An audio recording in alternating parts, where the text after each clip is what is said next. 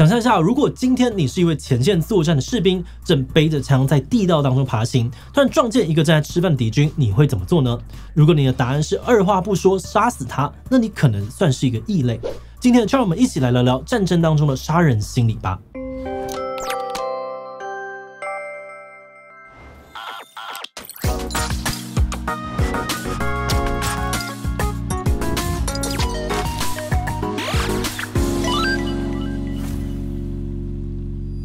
Hello， 大家好，我是志奇。有看过战争电影的朋友呢，或许都对于士兵奋勇杀敌的场景不陌生哦。在生死交关之际，毫不犹豫的开枪，似乎是非常理所当然的一件事。但在真实事件当中呢，这种状况其实并不常见。刚刚我们提到的那个在地道当中跟敌人相遇的场景，是某个越战士兵的真实经历。他说，当时他跟敌人互相对视了几秒之后，都各自默默的后退离开现场。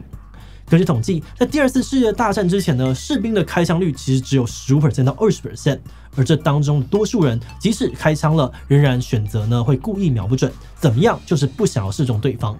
到了韩战啊，士兵的开枪率提高到了 50%， 到了越战呢更高达了 90% 以上。咦，为什么会这个样子？今天就让我们借由《战争当中的杀人心理》这本书来了解士兵为什么不想要杀人，而军队又做了什么来提高开枪率呢？不过，在开始今天讨论之前，先让我们进行一段工商服务时间。志奇，你听过这首歌吗？没有这是什么？听说这是前阵子抖音很流行的歌，连小朋友都会跳。哇，我现在的小孩流行我跟不太上，而且我觉得很多的小孩他们会不会看短影音，还有这个玩手机的时间都比大人还要多啊？有点担心会不会有手机成瘾。对啊，那怎么办？你需要的是盲狗狗数位教养组。全新绘本为什么不能玩手机？让爸妈透过生动的故事教导小朋友，一直玩手机有什么不好，建立使用手机的正确观念。另外还有卡牌游戏，今天玩什么？里面呢有超多有趣的任务小卡，像是碰指尖、猜味道、飘飘挑战等等，简单又好玩。对于忙碌的爸妈来说，难免会用3C 让自己偶尔能够喘口气，但建立起健康的3C 观念，提高陪伴孩子的品质，就能够避免3C 成瘾的风险。心动的话，赶快点击资讯的链接，了解更多吧。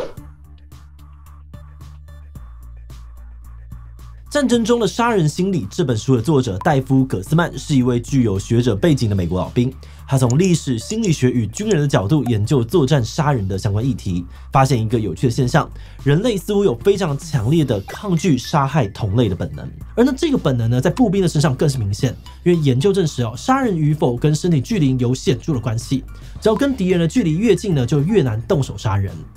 葛斯曼解释，这是因为当我们与敌人面对面的时候，会发现对方也是一个活生生的人，他跟我们自己一样，同样会感到犹豫跟害怕，甚至呢也都是有家庭或者所爱的人。因此，在那个当下，一般人真的很难动手开枪。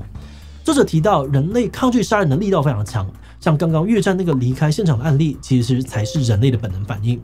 真的开枪的人呢，很多在当下就会开始呕吐，事后那个亲眼看到自己杀人的画面呢，也可能会永远的停留在脑海里面，成为挥之不去的内疚。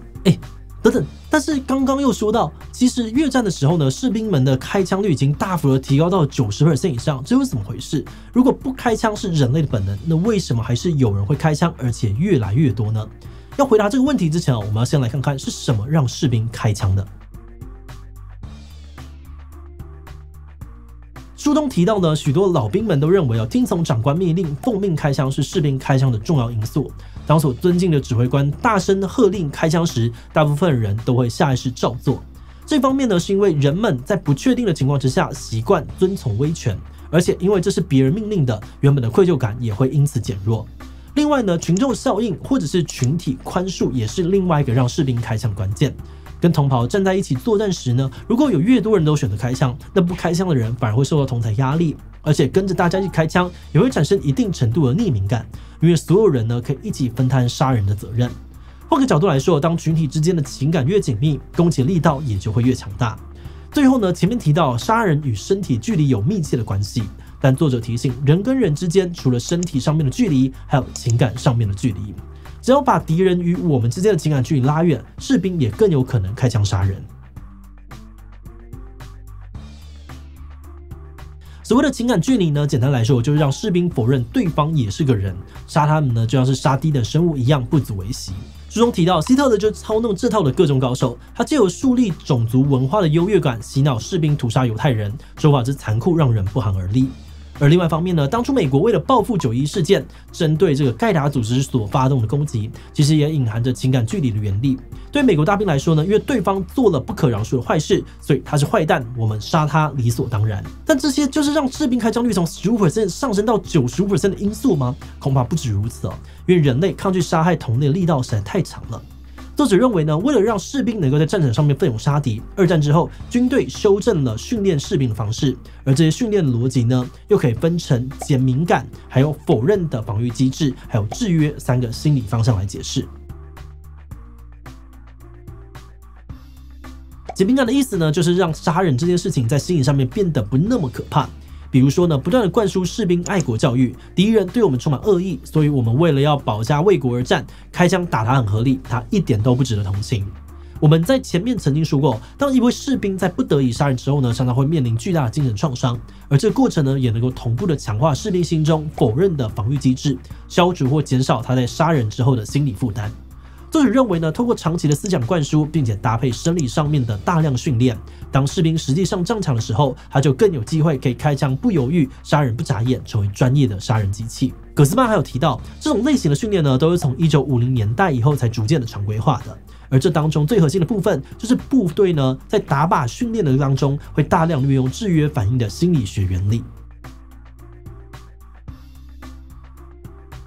过去在军队训练当中，士兵都是趴在靶场的草地上面，瞄准固定位置的圆形标靶。但真实战场上，敌人身上不可能会贴着一张圆形标靶，更别说靶上呢还标着分数。因此，在现代的射击训练当中呢，士兵被要求是全副武装，躲在掩体后面观察眼前的自然地形，然后草绿色的人形靶呢会随机弹出，而且停留时间非常的短，只要击中目标呢，人形靶会立刻的往后倒下，就像是真人一样。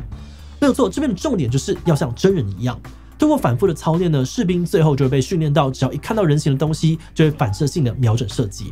葛斯曼提到，虽然目前呢并没有官方的文件组证明军队是有意的利用制约来规划射击训练，但这样的训练方式确实非常的符合心理机制。像刚刚提到了，看到人形靶就开枪，就是心理学上面的古典制约。透过反复的操作，让人在遭遇到某种特定的刺激时，就会出现特定的反应。另外，人形靶呢，在被击中时会立刻倒下，而打靶表现优异的士兵还会获得表扬。这种正向的强化，完美的符合了操作制约的概念。士兵们会为了得到荣誉价，更认真的练习打靶。除了部队训练之外呢，作者在书中还有提到另外观察。他发现现在大众的休闲娱乐跟刚刚的那些士兵的训练之间相似度高得吓人，所以葛斯曼认为这可能就是最近几十年来美国加重伤害罪的比例持续攀升的原因之一。跟以前相比，现在我们可以在电影或者戏剧当中看到更多的杀人场景，而且内容越来越血腥，情节还非常的巨细靡遗。这就等于是一种杀人的减敏感机制，可怕的事情看多了，做起来就比较没有那么可怕。同时，电玩游戏里面也有满满的制约训练，枪战或者射击场景做得越来越生活化，里面的人物或效果呢也越来越逼真。在游戏当中开枪，敌人会惨叫、会喷血，成功击毙之后还能够得到奖励的分数。而另外一方面，现在社会上面常见的对立与分化，也等同拉开了人与人之间的情感距离。虽然网络能够让我们接触到更多的人但在对立分化之下，不同立场的人看起来特别遥远，甚至不像人类。这可能也可以解释为什么网络上面的留言霸凌越来越多。作者强调，跟战场杀敌相比，这些问题更需要注意的地方是，我们的社会缺乏了保险栓。在部队当中呢，不管是多优秀的士兵他都得遵循长官指示，在允许的情况下面开枪。但在现实社会当中，大家明明受到类似的训练，却没有人可以约束我们。尤其在某些可以合法拥枪的地区，这件事情的严重性更是不容小看。在进入观念前呢，我们先特别的感谢自己机械所有会员因为有了大家的支持跟赞助，我们才能够持续运作这个频道。就是这种非常有可能会被黄标的主题，真的是非常的谢谢大家。那如果你愿意支持我们走得更远，欢迎点击频道主页的加入按钮，成为我们的会员，或者也可以用超级感谢小额支持我们。好的，那回到最一开始的这个问题在读这本书之前呢，我们也会觉得直接开枪应该是正常反应，但现在才知道，我们自己的这个想法可能就是受到电影或是游戏影响的结果。在了解军队如何训练士兵杀敌之后呢，回过头来看看过去还有现在进行当中的战争，心情又更加的复杂。对士兵来说，如果不开枪，同袍战死的愧疚、背叛国家的耻辱呢，可能会一辈子跟着他。但开枪杀敌了，他的心里也可能留下一辈子的挣扎。开枪或不开枪，后果都可能是严重的精神创伤。换句话说，不管是哪一国的士兵，其实都是被训练出来的杀人武器。但这代表这些训练都是不好的吗？我们觉得这也不能够这样说。从某个程度来看呢，人类的行为可以对抗生物的本能，其实也代表着文明的进步。而且以台湾的处境来说，其实战争从来没有远离过。如果哪一天我们真的需要上战场捍卫民主自由，那些部队当中的训练也确实可以成为心理上面的逃生门。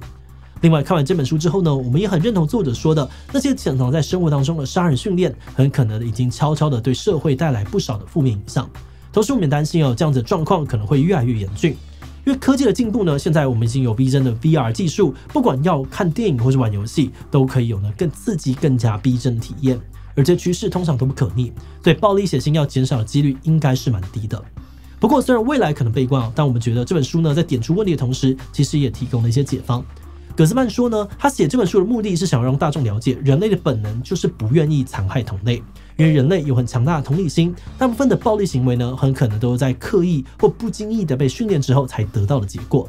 那么觉得这并不是说大家应该要完全的远离暴力的作品或游戏，但当我们意识到它可能带来什么样的影响，背后的心理机制又是怎么样运作的时候，或许就有机会去阻止悲剧的发生。那今天因为时间的关系其实我们分享到的内容都只是这书里面的一小部分而已。如果你对这本书有兴趣，我们非常推荐你找来看看哦。最后想要问大家，你觉得自己上战场的时候可以顺利的开枪杀敌吗？会因为我真的太痛恨那个一天到晚都想要欺负我们的国家，并不会光是想到要杀人我就手脚发软。理论上面很难但我会努力的克服本能上面的心理障碍。与其他留言分享你的想法吧。最后，如果你喜欢今天的影片，欢迎帮助去让更多人知道战争当中的杀人心理。此外呢，可以这个地方看阿贡打来应该要怎么办的2支影片。那么今天这一期就到这边告一段落，我们就明晚再见喽。Regardez la diffusion des Jeux Olympiques de Chongqing. Oui. 先使申办行动精彩5G HiNet 光时代指定方案，最高享 Hami Video 电视馆10年免费，精彩奥运大开眼界。